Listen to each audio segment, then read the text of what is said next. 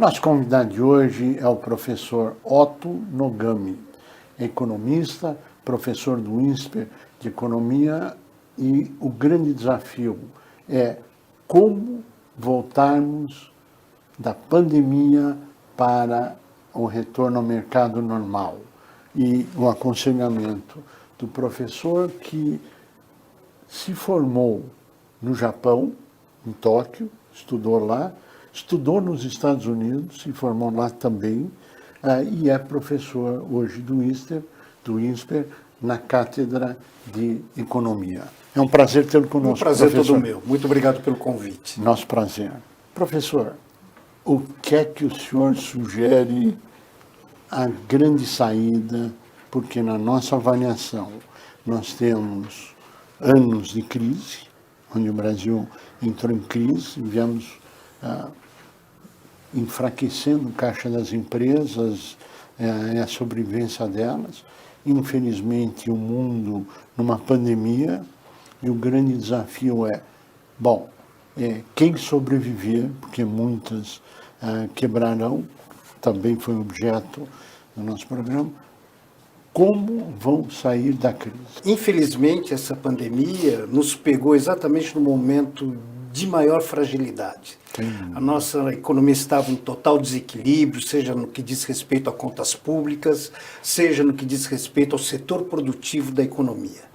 E aí, então, em função dessa combinação nefasta, né, se é que a gente pode dizer assim. Muito nefasta, pois é, professor. Aí que surge o grande e talvez o maior desafio do governo, né? Como voltar à normalidade. E nós sabemos, apesar dos pesares, que esse retorno não vai ser num processo fácil. Por quê? A tendência natural, então, à medida que as novas estatísticas mostram que o ápice da pandemia aqui no Brasil deverá ocorrer em torno de julho, então nós temos mais 3 meses, pelo menos, aí à frente de uma componente recessiva muito forte.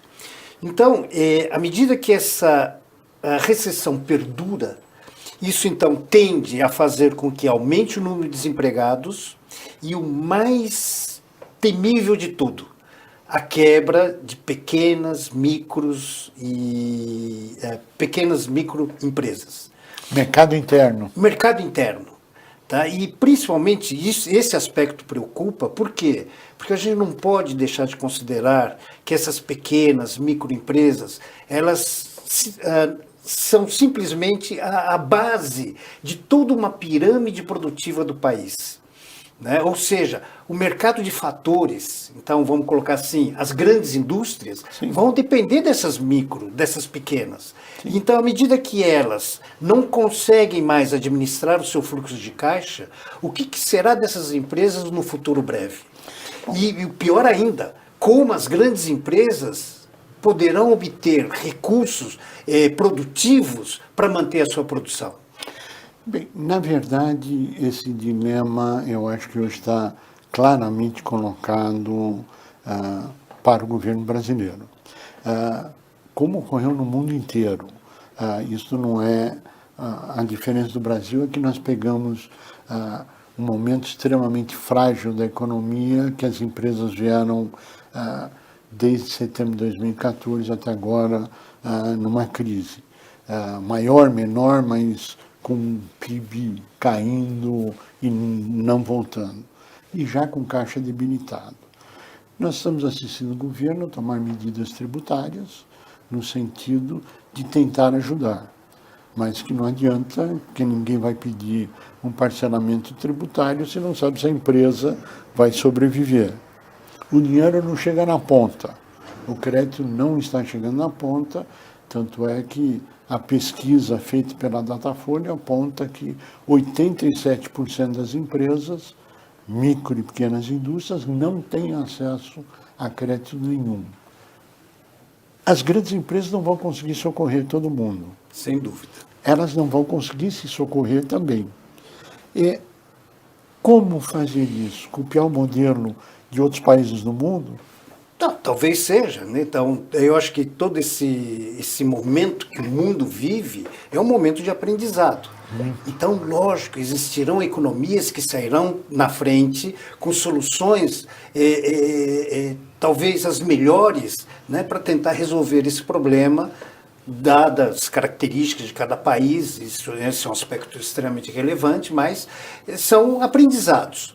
Então, o que a gente percebe? A gente percebe que, por exemplo, o próprio governo, para ajudar a economia informal, né, qual foi o procedimento dele? Criar um mecanismo saindo do sistema bancário tradicional. Por quê?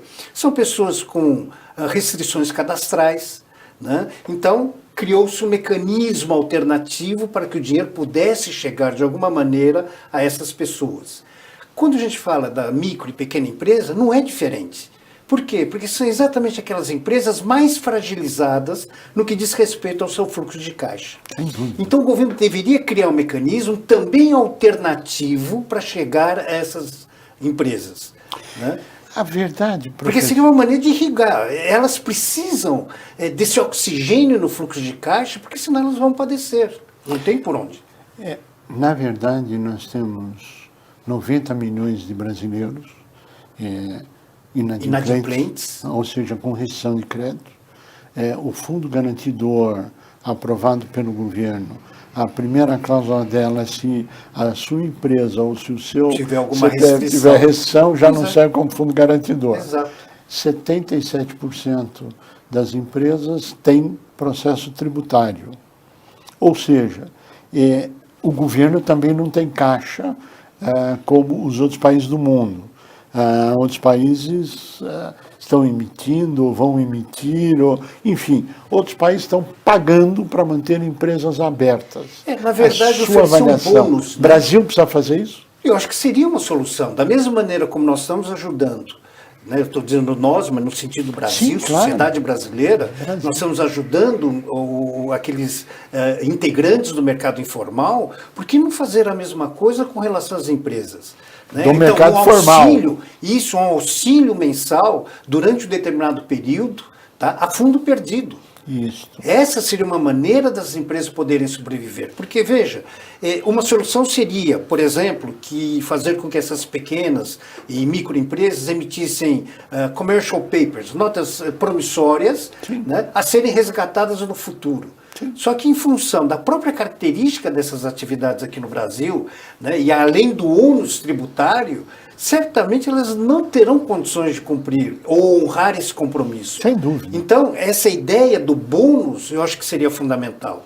É o que a Flórida está fazendo. A Flórida, por exemplo, está pagando $10 mil por empresa para ela continuar parada, só para a empresa não fechar. Pois é. Só para não quebrar. Não então, é o que o Brasil precisa. E manter a empregabilidade. Isso, claro, né? claro. Porque a gente não pode esquecer que, à medida que uma empresa quebra, ela está fechando postos de trabalho, consequentemente menos renda, menos consumo, ou seja, compromete toda a estrutura econômica do país. É verdade. Então, como manter isso? Então, que é o grande desafio. Que é o grande desafio. Então, agora nós queremos aproveitar o teu conhecimento acumulado. Aí que surge, né, como o senhor bem apontou.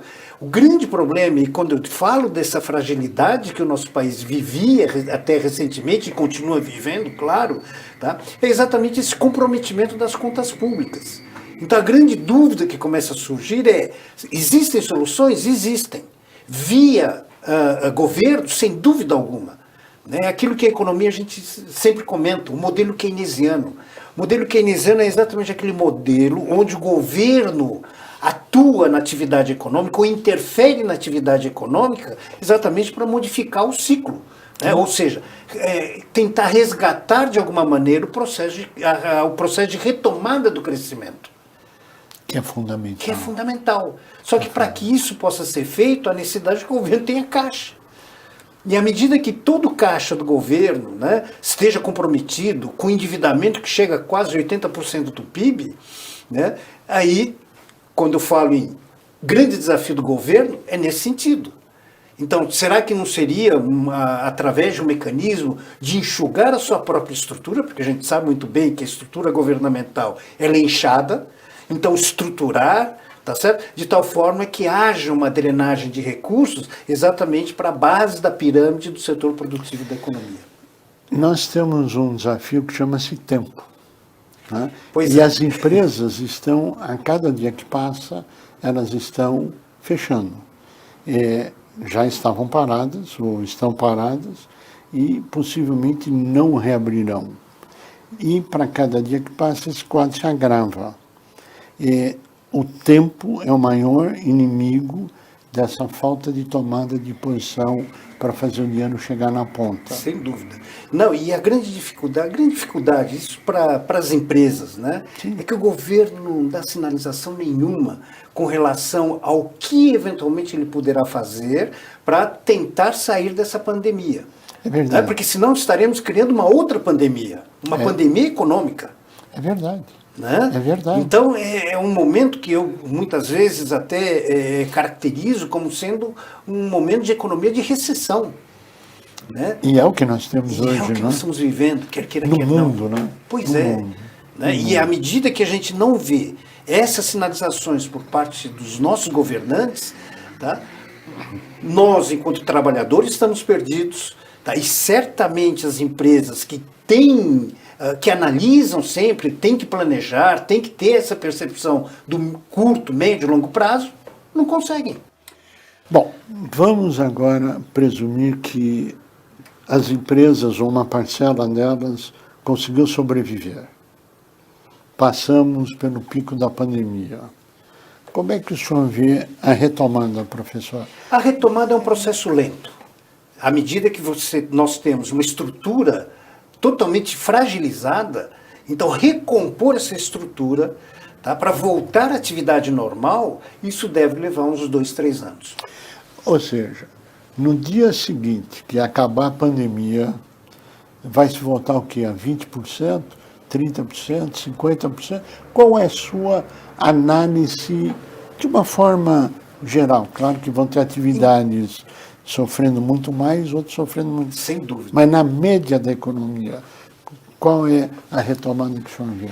É uma retomada lenta, ela deve atingir aí aproximadamente o que 20% do setor produtivo da economia, né? E à medida que há essa quebra, né, de micros e pequenas empresas, então, para retomar, para entrar num ritmo normal, nós temos que recompor essa base de produção, recriar essas empresas, inaugurar empresas, né, para exatamente chegarmos aí a uma base necessária e suficiente para atender a demanda da grande indústria que está lá no topo da pirâmide. Ou seja, estamos falando em anos. Estamos falando em anos, sem dúvida. E é um custo muito mais elevado do que se o governo copiasse outros países do mundo, que é dar o dinheiro para a micro e pequena fundo perdido. Para ela poder sobreviver. Para ela sobreviver e para poder ter uma retomada muito mais rápida e não ter também um problema social tão grave como poderá vir a ocorrer com insolvência, etc., demissões. Não queremos que ocorra, mas é o fato real que sem vem dúvida, ocorrendo. porque uma solução com relação à manutenção dos postos de trabalho, o governo fez alguma coisa. Então, você é pequena empresa, então mantenha seu colaborador em casa, nós cobrimos uma parcela, um percentual. Só que a despesa da empresa não se restringe a isso. Quando a gente fala da mão de obra numa indústria, é 15%, 20%. Sim. Ela tem os outros 80%. É verdade. O aluguel, por exemplo, como é que eu vou manter o aluguel? Não vai. Né? Então, por exemplo, quando a gente fala do comércio, né? E o comércio, sem dúvida alguma, o setor de serviços Que é é o interligado. mais impactado nisso. Indústria, comércio, serviços são todos interligados. Pois é. Consumidor final. Sem claro. dúvida. E agora, quando a gente fala do lojista, do pequeno empresário lojista, né? Que tinha lá seu ponto de venda dentro de um shopping, como é que ele está pagando aluguel? Não está. Pois é. Pois é. Professor Otto Nogami, nós agradecemos muito a sua participação, o seu brilhantismo. Imagina, eu que agradeço o Espero convite. em breve trazer de volta com uma mensagem altamente positiva. Passamos a pandemia, vencemos E e estamos vamos no crescer. processo de retomada do Estamos no crescimento. processo. A você que esteve conosco, o nosso mais profundo agradecimento, com a certeza que estaremos juntos na semana que vem. Até lá!